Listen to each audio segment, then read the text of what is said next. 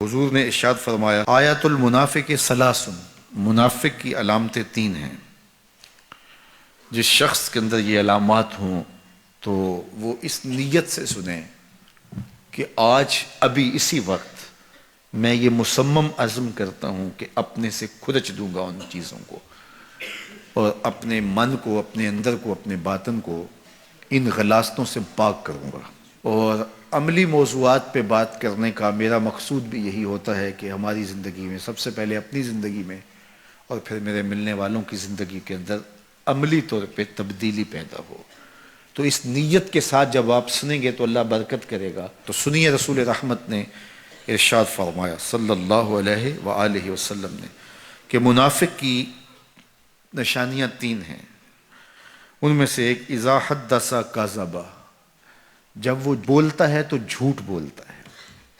یہ منافق کی علامتوں میں سے ایک علامت ہے کہ اس کی زبان جھوٹ کی عادی ہوتی ہے۔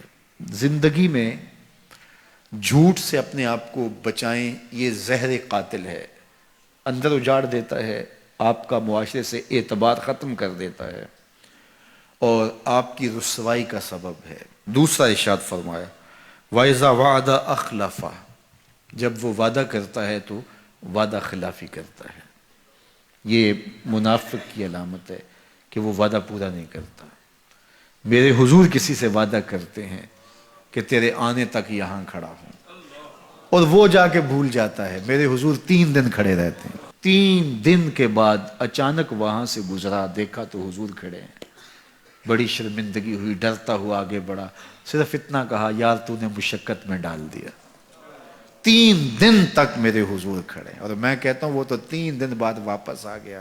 وہ نہ آتا 3 سال بھی کھڑا رہنا ہوتا، میرے حضور کھڑے رہتے کہ میں نے اس سے وعدہ کیا ہوا ہے۔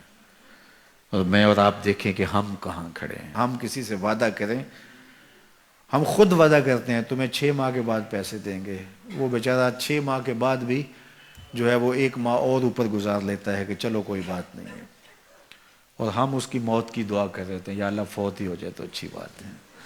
تو پھر ہم کہیں کہ اللہ کی رحمتیں ہمیں نصیب ہوں، یار وعدہ کیا ہے اپنا تن بھی بیچ کے دینا پڑے تو دیں گے۔ جو وعدہ کیا ہے جہاں کھڑے ہوئے ہیں وہاں کھڑے رہیں گے، چاہے اس کی کتنی بھی اذیت ہمیں کیوں نہ سہنی پڑے۔ جب وعدہ کیا ہے تو پھر اس کو پورا کرو۔ تیسری بات میرے حضور نے ارشاد فرمائی وَإِذَا تُؤْمِنَ خَانَ، جب اس کے پاس امانت رکھی جائے تو خیانت کرے۔ اس کے پاس پیسے رکھے جائیں، دولت رکھی جائے، کوئی زمین اس کے نام کوئی کر دے کسی وجہ سے، کوئی اور اس کے پاس امانت رکھ دے تو وہ اس میں خیانت نہ کرے، بلکہ آپ کے پاس کوئی بات امانت رکھی جائے تو اس کو بھی جو ہے وہ لوگوں تک نشر نہ کرے۔ تمہارے کان میں اگر کوئی بات کرے تو وہ امانت ہے، جب وہ بات کر رہا ہو تو دائیں بائیں دیکھ رہا ہو، تو پھر اس کا مطلب یہ ہے کہ وہ یہ چاہ رہا ہے کہ یہ بات کوئی اور نہ سنے، تو پھر صاحب امانت کو چاہیے کہ کوئی اور نہ سنے۔ یہ امانت ہے اور اس امانت کو پورا کیا جائے۔ اور چوتھی علامت یہ ارشاد فرمائی منافق جب کسی سے لڑ پڑتا ہے تو گالیاں دیتا ہے۔ ہمارے دین نے ہمیں گالی دینے سے روکا ہے۔ اپنی زبان کی پاکیزگی اور اپنی زبان کی طہارت کا سامان کیجیے۔ آپ کسی بھی حالت میں ہوں، آپ کے اوپر کوئی کتنی بھی زیادتی کر رہا ہو، آپ کو کوئی تھپڑ بھی مار رہا ہو، تو آپ اس کا مقابلہ ضرور کریں، لیکن آپ کی زبان گندی نہیں ہونی چاہیے۔ یہ غصے کے وقت ہی تو انسان کا پتہ چلتا ہے۔ ظفر اسے آدمی نہ جانیے چاہے جتنا بھی ہو صاحب فہم و ذکا، جسے عیش میں یاد خدا نہ رہی، جسے تیش میں خوف خدا نہ رہا۔